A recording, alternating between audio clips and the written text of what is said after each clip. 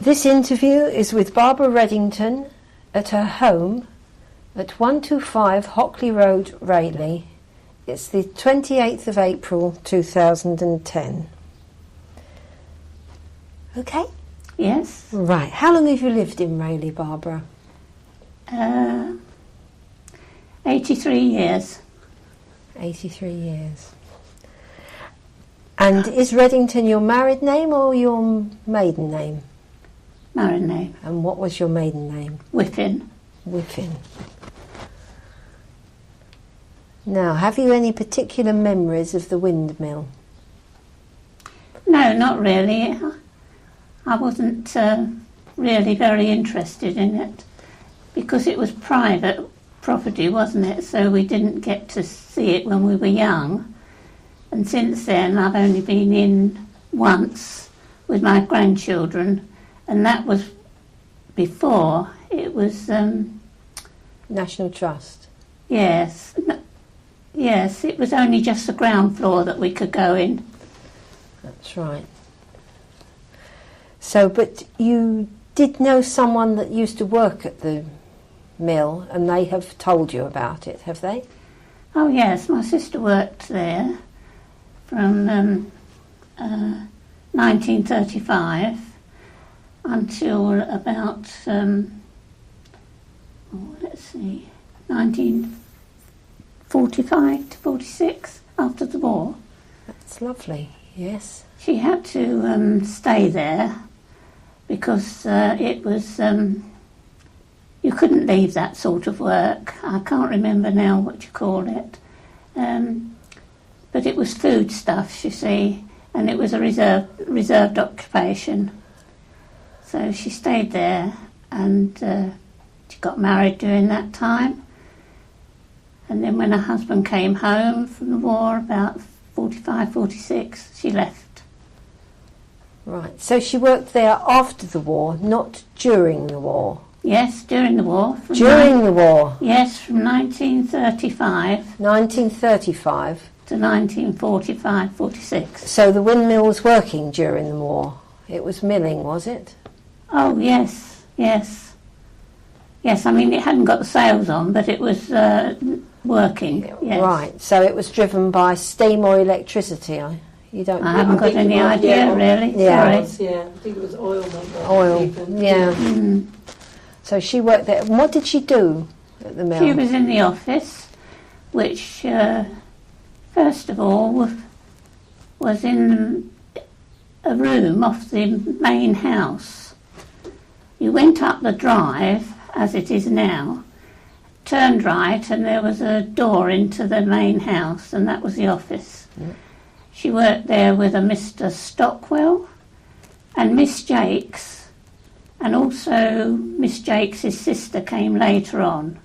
I think there was another young lady there, but I can't think of her name. Later on, there was more like a portable building put up outside, and they were moved into that, and that's where the office was.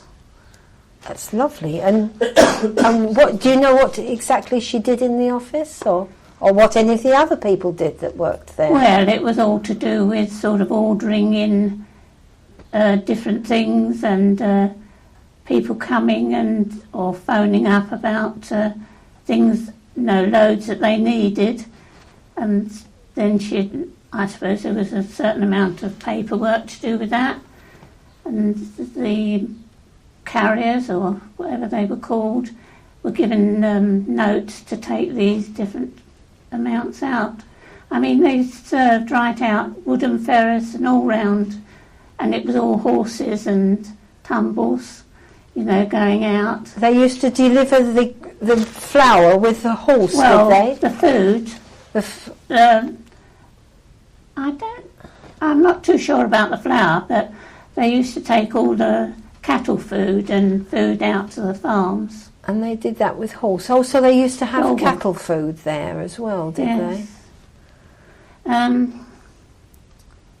they must have had flour, yes, because marriages, the millers from Colchester way used to come in with it. Right. But I used to feel sorry for the horses because it was very steep getting out of Rayleigh, and they used to slide about, you know, with a heavy load behind. But, and did they do all the deliveries with horses, or did they use any lorries or anything at all? Not before the war, no, because there was hardly any lorries about in those days. No. But it was nearly all horses, yes. And during the war it was nearly all horses, was it? Yes, I expect it was. Right, so it was flour and cattle food? Yes. And anything else? That you... No, I don't know. I don't know. Right. And can I ask, did your sister ever talk about any of the millers or the owners of the mill? Well, some of the people that worked there at the mill, I've got 2 or 3 names. There was a Mr. Oh, I can't even remember Passfield, a Mr. Hymus and his brother, and a Mr. Bridge. They're the only 3 that I can think of that were carriers or who worked in the mill itself.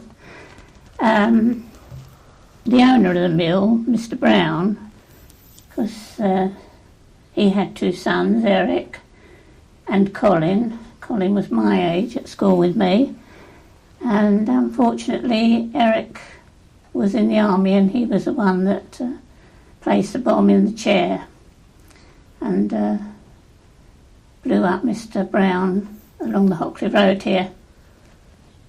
That's right. Well, do you remember that event, or does your sister? Yes. Yes, I do. He was, I expect he must have been paralysed, Mr. Brown, and he was in this wheelchair, and she might have been an ex-nurse or something, used to come and sort of take him out or look after him, and she used to come for walks along the Hockley Road here. And she rented a bungalow off London Hill, I think it's Hillcrest Avenue or something like that. And she used to come in and pay her rent in the office that I worked in, which was at Barrington's. It was an auctioneers and estate agents. And she came in this afternoon, excuse me, with Mr. Brown in a chair. He was left outside. She came in and paid her rent, and off she went. By the time I came home, I lived in Hambro Hill at that time, it had all happened, and, you know, that was a sad story. He just blew up his father. And excuse me. And did anyone say why they thought he had done this, or? Well, I don't know. First of all, we thought it was an unexploded device that had got lodged up in a tree and just unfortunately fallen down. But apparently it wasn't. But no, I don't know. I can't remember what the verdict was now. No. And was the nurse harmed at all, or? Well, she was very lucky. She got away with it, really, because she always used to put these very big cushions up the back of his, chair, and they say that it took a lot of the blast. But no, I don't remember much more about that. I mean, there was so much going on in the war that you didn't really take too much notice of things. And Eric, the son that blew up his father, he was a soldier, was he? Yes, I think he was home on leave. Yes. I wouldn't swear to that, but I think he was. And did he ever work at the mill before the war, or?